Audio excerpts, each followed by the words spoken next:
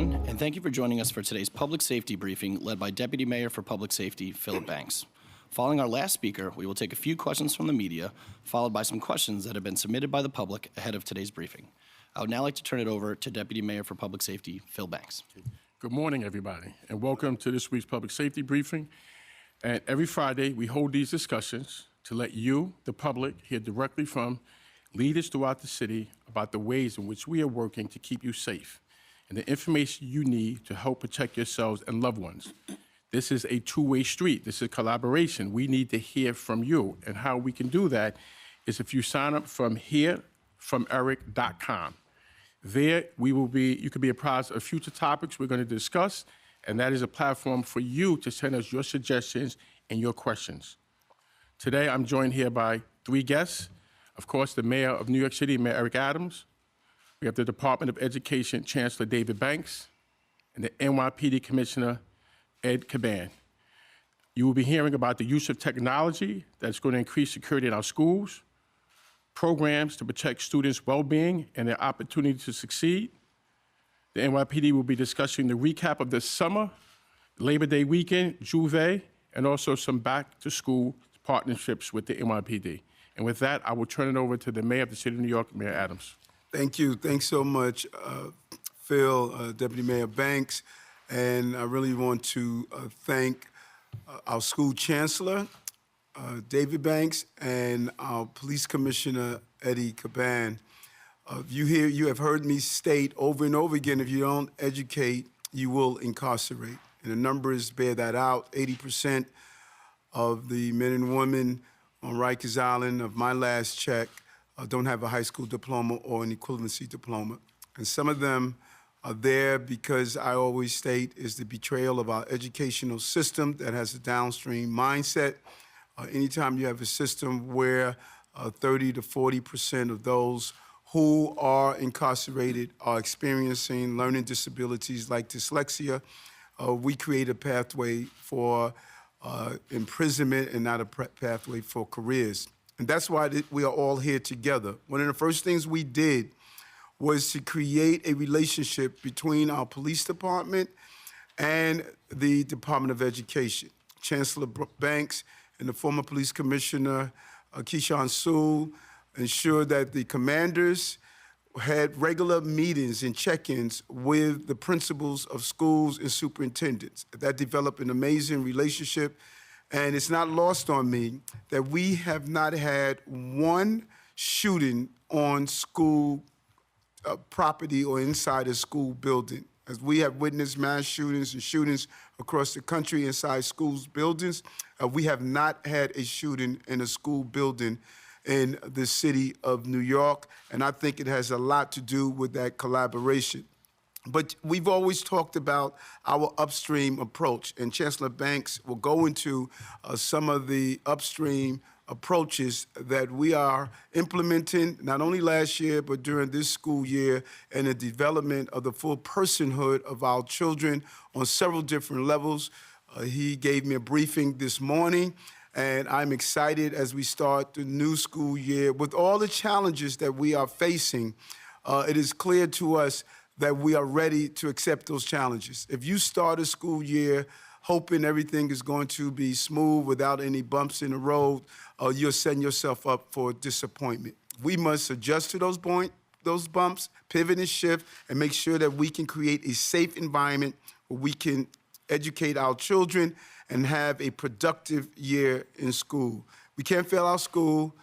It produces negative effects down the line, and something that we're going to continue to fight to move our children in the right direction.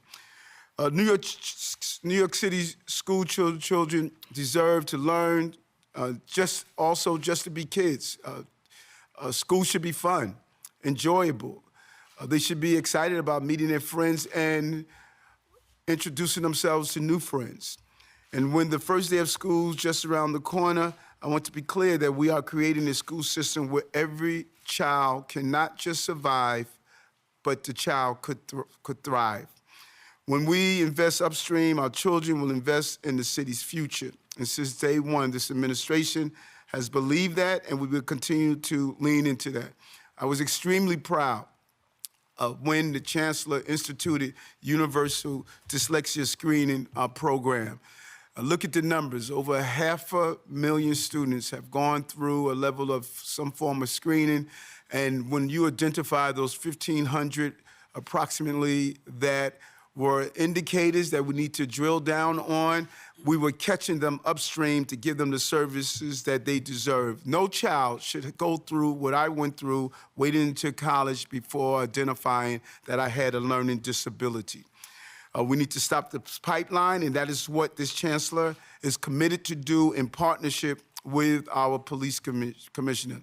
And reading and math are the foundation of everything we do, so we are also making a historic shift in the way we teach our young people reading and math through New York City Reads. This is an extremely exciting pivot in what we have been doing for so long, making literacy, reading, and math instruction the core focus of our public schools. Now, for some of our children, the breakfast and lunch they eat at school are their only meals. Think about that. Breakfast and lunch for many of our children, that is the most important meal for them, and it is the most stable meal that they receive. We are taking a giant step forward to making sure our students have access to healthy, nutritious meals that are culturally appropriate is vital to keeping our young people, New Yorkers, in school. I don't think there's ever been a student in the history of the New York City public school system that did not say that the school meals are terrible. We want to turn that around. We want them to enjoy the meals, to be part of the engagement, looking at the cafeterias, changing the lunchroom experience. And I was really impressed this morning during the briefing when Chancellor Banks talked about how he sat down with students and had lunch with them, engaged in not academic, but engaged in just everyday conversation. And he encouraged the principals that we had this morning to do the same. We want to make sure that every student who graduates from a New York City school will have a clear pathway to the future. That is why we are leading the way with programs like Summer Youth Program, Summer Rising Program, and Future Ready New York City Program. We also want to make sure that recreation is solid and safe with our Saturday Night Lights program is helping keep them in a safe space and using existing school buildings to do so. Our schools are important, and we are clear that every zip code, every block, every neighborhood, every child should have an opportunity, regardless of their background, regardless of the language they speak, regardless of what culture they have. And we know the challenge we're facing this year in particular. We're dealing with thousands of students that are part of the migrant and asylum seekers. The chancellor did not sit back and wait. His team spent the entire summer making sure that we can make some of the technical changes within the department, the New York City Public Schools, to provide the proper instruction, education, language, possibilities and translation. All of those services we took into account throughout this entire summer. We did not wait and become reactionary. We spent the summer being proactive, and the results will speak for itself. So again, thank you, Deputy Mayor Banks, and I look forward to engaging in a lively briefing with the press and with the community. Thank you very much. Thank you, Mr. Mayor. Next, we're going to hear from the Chancellor of the Department of Education. And so, Dave, welcome. I think that you're going to be talking a little bit about technology, right, to increase the security in our schools, and also about students' well-being. I know that the school year is about to open up. It was the worst time of the year for me. All right, that particular time is I had to go back to school, but I know that's a big deal for the Department of Education. So, shoot, tell us about it. I loved getting ready for the school year. I loved as the school year opened up. No, as kids come off the summer, there's always a certain level of angst as everyone comes off the summer, and that's a level of angst for kids as well as their families. But it is the beginning of the end of the summer and then the beginning of the fall season, and we are ready. I'm really excited to be in this position as Chancellor. Thank you, Mr. Mayor, again, for your belief in me to be the leader of the New York City public school system, the largest school system in the nation. It has been a real honor for me to serve in this role. And I think the best days for our school system are absolutely in front of us. I'm filled with a level of excitement. But I will tell you that, the parents send their kids and they expect two things in particular. One, their child is going to be safe, and that secondly, their child is going to learn to read. Because reading is the gateway then for all the other subject areas, including math and science. If you don't learn to read, it's very difficult for you to achieve a level of success in any of the other core subject areas as well. And next week, we'll be having a press conference together with my entire senior leadership team right before we open our schools, where we're going to delve into all of these issues. We're getting prepared to open up the school year. But today, I really wanted to talk a little bit about safety and our safety preparedness for all of our schools. I'm so thrilled the partnership that I have with the NYPD and the police commissioner, from Police Commissioner Keyshawn Sewell to now Police Commissioner Caban. Commissioner Caban and I speak on a regular basis. And that was not always the case in prior administrations. Police Department and New York City Public Schools oftentimes operated in silos, both trying to do good work. But we recognize in this administration, as the mayor has said from the beginning, the alignment of our values and our efforts, you optimize the work when you're working together. And so Commissioner Caban and I speak on a regular basis. In fact, just yesterday, the commissioner hosted my entire senior leadership team for a 2-hour tour at the New York City Police Academy's training center, which if you have never visited, we should create a moment for them to see it. It is an amazing facility, and it is a world-class, gold standard operation for how you prepare New York City police officers. And in fact, it has served as an inspiration for me to create a similar type of facility for New York City public schools. We do not have one particular facility where we train all of our teachers and our paras and all of our school aides and all of our workers. We train them over a wide range of facilities. And so that facility serves as an inspiration. That's the reason we did the visit yesterday. We have members with us from the School Construction Authority as well. But the highlight of the visit for me was as we went into several different rooms and we met the recruits who are coming on to NYPD, who are getting ready to come on with the new class of school safety agents. And I asked a simple question: how many of you are actually graduates of New York City public schools? And I'd say in each room I went to, well over 90% of the hands that went up. And I just looked at our team and I said, these are our kids. These are our kids. These are the folks that we work with in 3rd grade, 8th grade, 10th grade, who eventually, when we say these are our kids, really represent our future, and to see them now moving into these kinds of positions is really important, and it was inspiring for me to see that. And I saw at least 3 young men from the Eagle Academy. And those of you know, I helped to start the Eagle Academies and the Bronx School for Law, Government, and Justice, where I served as principal before the Eagle Academy. And to see some of my students from those schools in these programs now getting ready to come out and provide safety for all of the residents of New York City was really, really just a highlight for me. So, Commissioner, I want to thank you for hosting us, for being there with us yesterday, and the work that we're going to do together. The mayor had set out very early on that he wanted a deeper level of communication between our school principals and the NYPD. And so during the last semester, the mayor convened a Zoom with every principal in New York City, over 1,800 principals, together with every commanding officer from the New York City Police Department who oversees a particular precinct. And together what we decided to do was that there would be a weekly Zoom with the commanding officer of the precinct. Every commanding officer probably has anywhere from 25 to 35 schools in their command. Those folks ought to be talking to each other. We're not trying to militarize our schools, and we're not doing that. We're not trying to over-police our schools, and we're not doing that. But what we are doing, at the behest of our mayor, was to say enhance a level of communication so that the principals, when they are seeing things that are happening in their schools, if they're seeing other kids coming to their school trying to create problems after school, who do they alert? And so we can alert the commanding officer of the precinct, give them a heads up, and they can help to connect those dots. That enhanced level of communication has already shown, I think, a marked improvement during the last semester of the school year. And so very, very happy. We're going to continue to do that. We're adding into that now. The borough commanders will be meeting regularly with the school superintendents. And so we're enhancing a deeper level of communication as well to fortify the gains that we've already made and to ensure that our kids are going to continue to be safe. So that's one piece that we're doing. The other thing that we're really excited about, and we've made multi-million-dollar level of investment in this, is our door locking system. We have seen all across the nation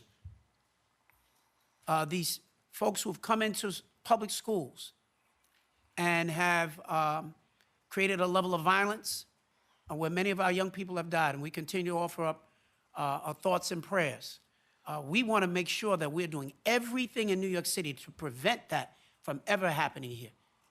And so, as the mayor said, we're proud that we have not had that, knock on wood, but beyond knocking on wood, you got to prepare, and you work hard, and you communicate. And one of the things that we're doing is we're launching our door locking system. And so, starting with this school year, which includes for us, our phase one has over 722 schools. How many schools, Mark, we have? 744 elementary schools. A part of our phase one work, we will be locking the front door of the schools after the students are already in the school. It's not meant to keep parents away. It's a door locking system, and it's a camera system. So after the school day has begun and that front door locks, anyone who shows up at the school will press the buzzer. They will be seen on camera by the school safety agent at the front door. They will be able to communicate with them. They will present their ID and the reason for them being there before we gain entry.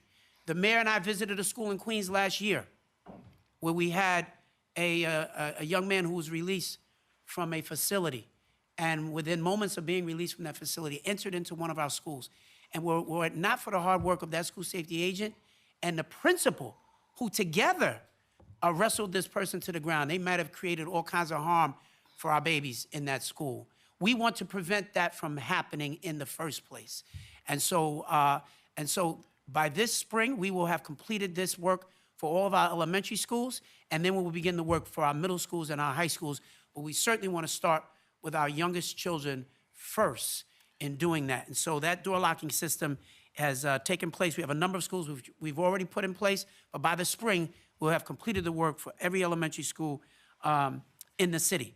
But we also recognize that it's not just the work of the NYPD that guarantees the safety of our kids or our school safety agents. They all play a role. But we need our community to be actively involved and engaged, and that's one of the reasons why last year we launched Project Pivot. So Project Pivot is now going from 144 schools from last year to 250 schools this year. And these are schools that are in some of our highest need areas where we've seen the greatest uptick in violence, and we've gotten community-based organization members. These are the folks who grew up in these communities, they know the communities, they know all the folks in the community to be involved, and we've given them contracts to work with us in our schools.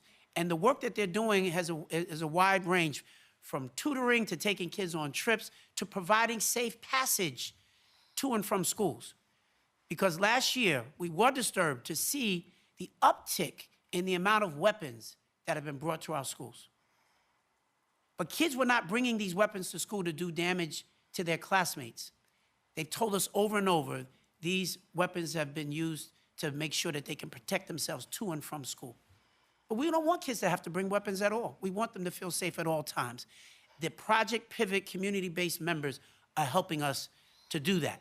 And so we're very excited about that, our ability to expand on that work, to take a deeper dive on that work. We continue to learn each and every day in this work that we're doing. And then finally, I would just say, as the mayor talks about the prevention, the mindful breathing work that we're doing. Many of our schools had already started that work because they understood the importance. Helping a young person understand how to center themselves is critically important. It's not just who's coming to break up the fight or what disciplinary action will take place afterwards, but helping kids to develop the skills and ability inherently to know how to calm themselves down in the face of challenge and turmoil and sometimes confrontation. And so we are working this year to ensure that every school in the city is going to have at least 2 to 4 minutes of mindful breathing for all of our students. It's not just a nice, cute thing to do. It is a lifelong skill that we want to see our schools get better at and develop over a period of time so that when they are faced with any level of trauma, they know how to take a deep breath and try to make better choices before they just react. And we feel very good about helping our schools to be able to do that. So there are a host of things that we're doing. We'll talk more next week at the press conference that we'll do together with our entire senior team. But we're really excited about the work for this school year. It marks the beginning of my second full year as chancellor, and I'm thrilled to work together with the police commissioner, together with the deputy mayor, who I know a little bit as well. And I think that all of this together enhances the level of communication, which gives us the best chance to continue to be successful. Thank you. Thank you, Chancellor. Okay, Commissioner, how you doing? I'm doing good. Very good. I know that we're going to talk a little bit about the recap of the summer, right? And I know that it was, from a violence perspective, we are really heading in the right direction, like a lot of progress. And you've been there since the beginning. Labor Day weekend coming up, so we know we got Juve. It's always a challenge, and the West Indian Day Parade. And of course, you're going to talk a little bit about your partnership with the DOE, So good morning, everyone, and thank you for having me. I want to echo the Chancellor's sentiments and thank you for your continued partnership. It's truly remarkable what we're doing right now, David. Appreciate everything you've done and what your team has done. You know, what we're seeing at the arrival of the school year and the conclusion of the summer, we're seeing it coinciding with the continued reduction in violence in New York City. Since our summer deployment plan went into place at the beginning of May, shooting incidents across the 5 boroughs are down 26%, which means there were 135 fewer shootings compared to the same period last summer. The result is 193 fewer people struck by gunfire this summer. We will also continue to see declines in murders. So far this year, we had 27 fewer murders citywide. When I look at it, these trends should come as no surprise to anyone. Your NYPD officers are out there day and night, going toward danger, holding those willing to pull triggers accountable. So far this year, we've taken over 3,000 guns, and we've made over 3,000 gun arrests in New York City this year alone. And this weekend, as the city gears up to celebrate Juve, the NYPD will be doing the same. In the name of public safety, we will not let up. There will be thousands of officers deployed in and around the West Indian American Day Parade route. And as I mentioned yesterday, we want everyone to come out and enjoy themselves and have a wonderful time. And the reduction in violence we are seeing as the summer draws to a close is an excellent backdrop to the start of the school year. My team and I are in regular communication with Chancellor Banks and his managers. This coordination continues throughout our organizations between my commanding officers, his school principals. We share information about corridors that have historically presented challenges, and we're going to be out there to ensure that there are no issues. We also discuss congregation points where kids like to hang out, and we will have a strong presence in those places as well, from our patrol officers to our youth coordination officers, our school safety agents, and of course, our school crossing guards. We have a big, dedicated team looking out for our kids. We will also have increased presence in the transit system, keeping watch over our students as they travel to and from school. The NYPD is also paying close attention to crimes involving kids. We will look to see if there's a nexus between larger crime patterns, a connection of acts of domestic violence, or even truancy at school. At the end of the day, the goal is always to protect our children, create an environment where they can learn in safety and peace. And to that end, I want to express my gratitude and respect for our school safety agents. They are our everyday heroes doing the important work. In the schoolyards, in the corners, they are building trust, cultivating relationships, and easing tensions before things escalate. And as always, technology is key for everything we do. which is why we are working on creating a tip line that will allow folks to share information that we should be aware of regarding schools and the kids. It is being built out and will be up and running this fall. And also, our school safety division is also launching a command center in the coming months. It will be an information hub that coordinates all the resources dedicated to the safety of our schools. All in all, as the school year kicks off, we feel very good about the comprehensive plan that we have in place to ensure the protection of New York City's most precious gifts, our children.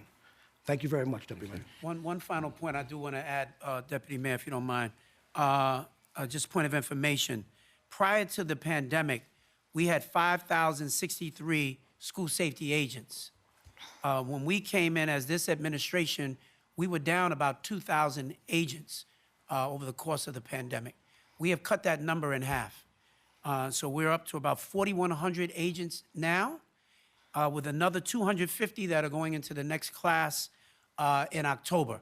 So we'll continue to boost the ranks, if you will. And for those of you, some of you know that I used to be a school safety agent. I worked at Claire Barton High School in Brooklyn prior to becoming a teacher, probably the first chancellor in history that was a school safety agent. And it was a point of great pride for me, and I understand the great work that they do, and that they are an essential component to the culture of any successful school, because they do more than provide safety.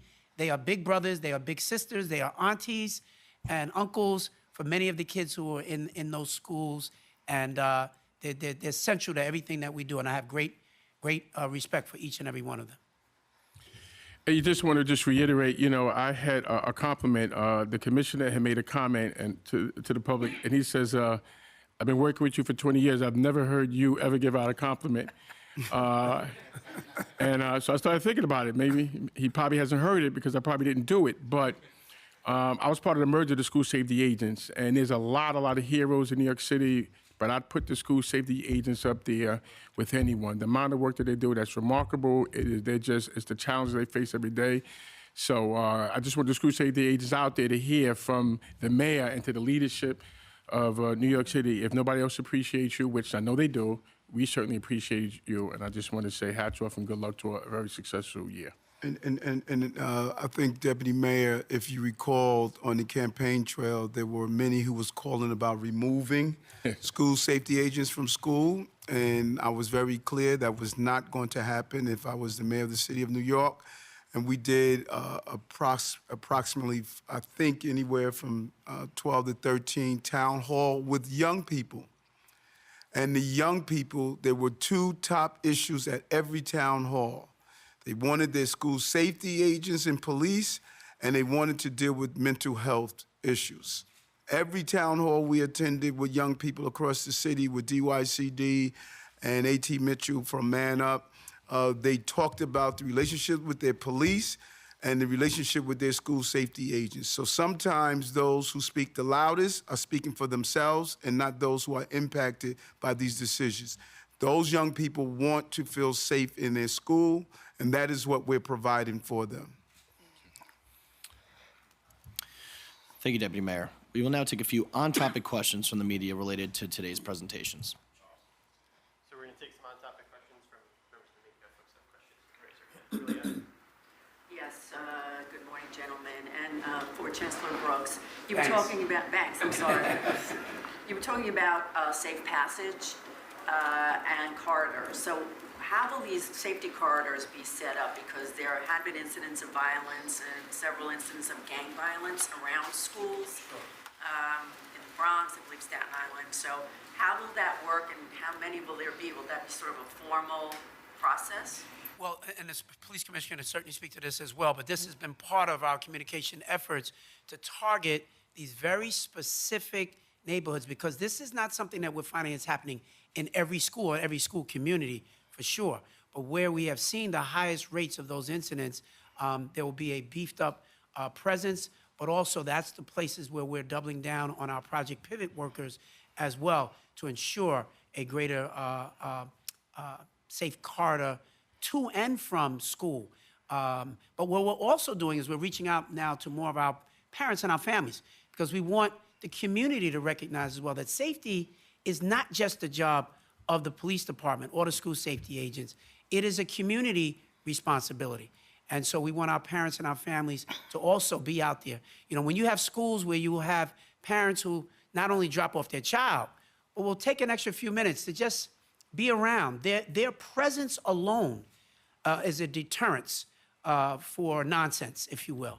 And so we've identified a number of these schools, and we'll be working with the principals as well to begin to drive down those incidents. I don't have the number up top. We can certainly furnish that with you, Mark, the specifics off of those.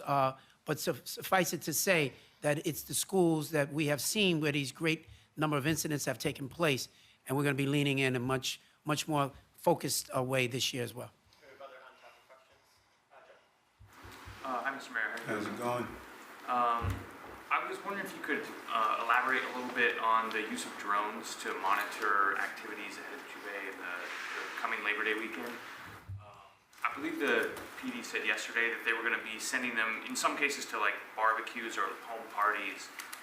What would you say to people who feel like that's a little more intrusive than the police normally operates, and as opposed to a helicopter, these drones could be very close, to hear what people are talking about. I wonder if you could address that. Yeah, no, thank you. We have to push back on the sci-fi aspects of drones.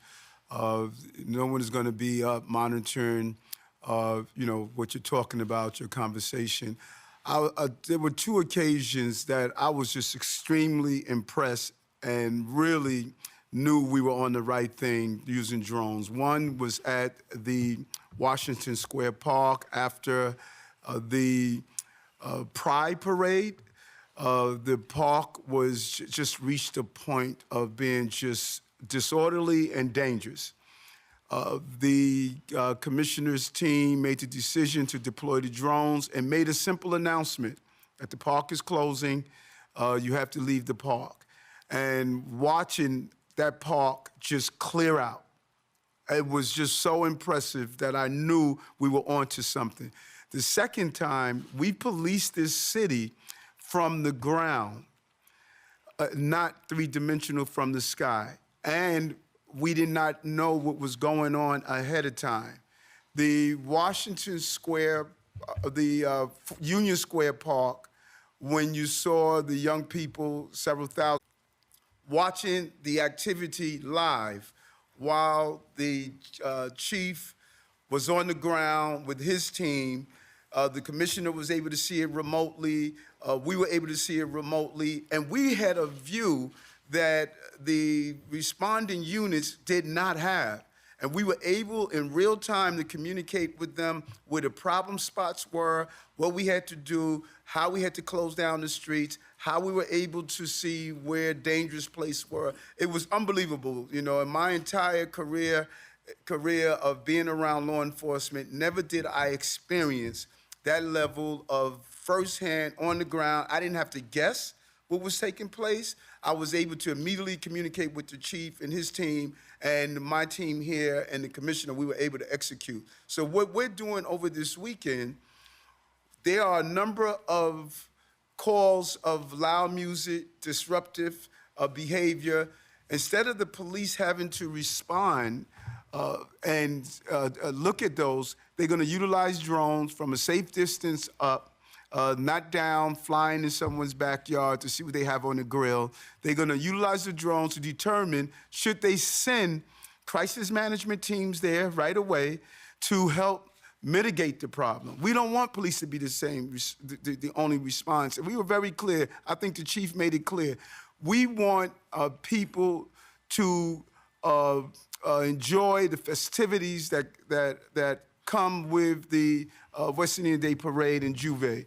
And so we want to utilize this technology to complement our crisis management team, complement our police personnel, and respond appropriately and be able to respond in record time. A drone could get to a location in 30, 40 seconds, where we're going to have crowded streets where police are not going to be able to get there as fast. This is a smart, excellent tool, and I really take my hat off to the police commissioner and how his team, particularly Assistant Commissioner Kaz Daughtry, They traveled around the country, looked at other police departments, and unfortunately, we were not leading. We are now going to become the leader in how to properly use drones.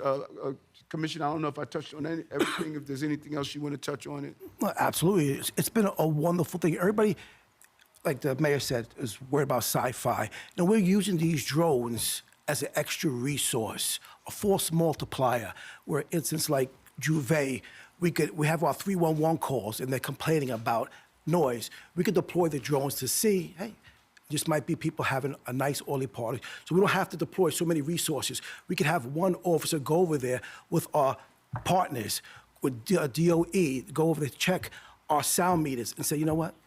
It's perfectly fine, and we'll go about our business. And they can enjoy their night. And I just want to reiterate one thing on that is just, and it's for the public, about the use of drones and the mayor's push for technology, right? It's going to complement the services. We're looking at drones now that can, when people are having a heart attack, and the mayor says if the drone can get there before, right, not instead of, but before responding EMT, and can give some advice to the person who's the non-ill person, why would we not explore it? So there's a lot of exploration going on. We don't need to be afraid of the unknown, though it may be a little bit of a human nature, but we're trying to keep this city as safe, as fair as possible, and you're going to be seeing a lot of those particular things at the mayor's direction. We've got time for one more, and then we're going to go to the public. Liz? Hi, Mr. Mayor. I was wondering if maybe you and the Chancellor can give the public an update on the negotiations with the school bus workers union over a potential strike, and maybe walk us through a little bit, in the event of a strike, how does the Uber, how does that process work for parents if they want to book an Uber? How do they get reimbursed? The Chancellor give you the update. Something's always happening in the city. I woke up the other day and I heard that a water main break. I mean, this city, this is an amazing place. And the ferry, we selling the ferry contract, selling over 80% of our union contracts, having 90-something% ratification on all of these contracts. People knew we paid them the right salaries. We want to do what's right by our bus operators. They are moving our children to and from. This is, it's another day in the city and another incident issue that we will come to a resolution. The resiliency of this city, it always amazes me. But I know the Chancellor, he briefed me this morning. He's deep in this issue with the ATU and the vendors. And so, you could give them an update on what Sure, yeah. Well, first of all, I think it's very important to know, right, that we are not the direct party involved here. What you have is the union, the ATU, Local 1181, is in negotiations with the various bus vendors. We contract with those vendors, and so the negotiation is essentially between them. We're at the table. We're trying to be as helpful as we can possibly be. I'm still hopeful that we will be able to avert a strike, but in the event that there is a strike, we have already sent out guidance to our families across the city. Those who will be providing Metro cards for anyone, including for the families as well, so for the students and the families. We should know that what we're talking about with this particular strike could potentially affect anywhere from 85 to 90,000 students, including about 25,000 students with special needs. And these are generally our youngest students. This is not really affecting high school kids. So these are our youngest students. And you should know as well that these numbers are inclusive of about 25,000 students who are in charter schools as well. So there's not just simply the students who are in our traditional public schools. It's all of our students. And so we're making available rideshare opportunities for families, including possibilities for families who will drop their child off to school and then have a rideshare that will actually get them to work and back. We're sorting out the details of who will get that because we can't offer that to everyone, but suffice it to say, every family will at least have some form of ability to get to and from school with their child. That being said, it is going to be a challenge. Anytime you have a strike, it will be a challenge. And it will be a major, major inconvenience for all of our kids and their families. So we're doing everything we can to avert it.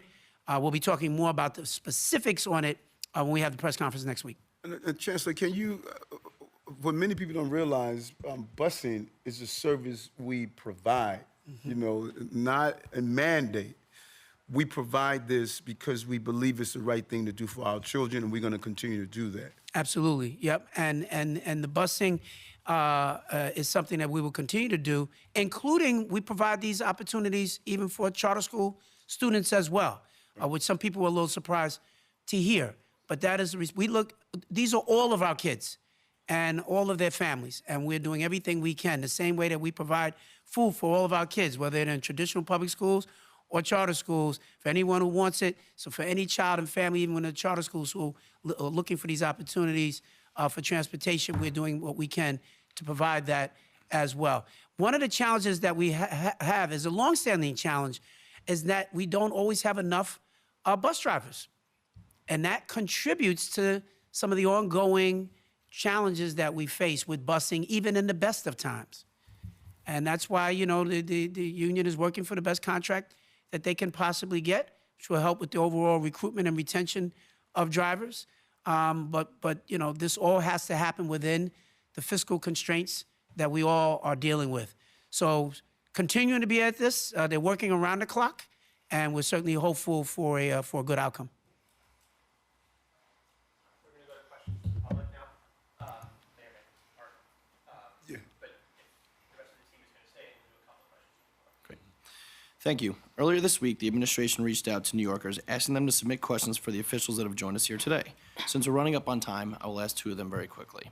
First one is from Ashley in Manhattan for Chancellor Banks, who asks, what steps are being put in place to make sure our children are safe from bullying? I'll say from bullying. But you know, bullying is it's a manifestation, oftentimes, of culture within a school itself. I was a principal of 2 different schools over the course of 11 years. And you can have all kinds of mandates from the New York City Department of Education, but at the end of the day, what matters most is what happens within the 4 walls of that school. And the tone that is set and the culture that is established by the leadership in the school. And that's where we will be working very closely. We continue to do that. We have specific things that we do when kids are bullied, and there are disciplinary repercussions as a result of that. But I think if you take a macro view of it, kids need to know things like bullying are not acceptable in that school. And schools that are well-run, that have teachers who are in full alignment, and a staff that works really closely with the parents and the families, they keep issues like bullying to a minimum. And because they establish a culture of love and togetherness and a spirit of oneness in a school. And so that's what we will work to continue to support. And no child should ever be bullied or should ever feel intimidated at all. But we also recognize that sometimes kids themselves can be cruel. And we have to help the kids who are doing the bullying to understand that that is not acceptable and that they also have to make better choices. But all that comes through the leadership and the culture that exists within individual schools. And we will continue to work to support that. Thank you. And our final question comes from Malik in the Bronx for Commissioner Caban, who asks, how does the role of a school safety agent differ from a regular police officer? So I think the role of a school safety agent is they're dedicated to the schools. They work closely with the Department of Education. They work closely with the kids. And that work is crucial to what they do each and every day. Yeah, and before I depart, I want us all to remember, and particularly to the New York City public, January 1st, 2022, this public safety issue was a real crisis. And we came at it not haphazardly, but with a plan. No one wanted to be on our subway system because they were afraid. We came up with the subway safety plan, partnered with the governor, who allocated millions of dollars and appointed a real leader down in the subway system that continued in the past. And you're seeing record levels of decreasing crime. We have an overproliferation of guns on our street. We put in place our anti-gun unit, removal of probably a total of over 11,000 guns in my time in office, a little over 3,000 this year, targeting specifically those who are carrying guns. And during the summer, we normally spike in crime. As long as I can remember, over the summer months, it becomes a real problem where crime starts to spike. We saw just the opposite because of the commissioner's summer safety plan. We saw crime do something that it historically does not do, and that is decrease. But it was not only about enforcement. Adding to the subway safety plan, we did the summer rising. 110,000 children were placed in safe environments, full school day, able to provide a real safe atmosphere. Adding to that, 100,000 summer youth jobs, partnering with our crisis management team. So we did not get here looking at the success of children and families based on guesswork. We planned.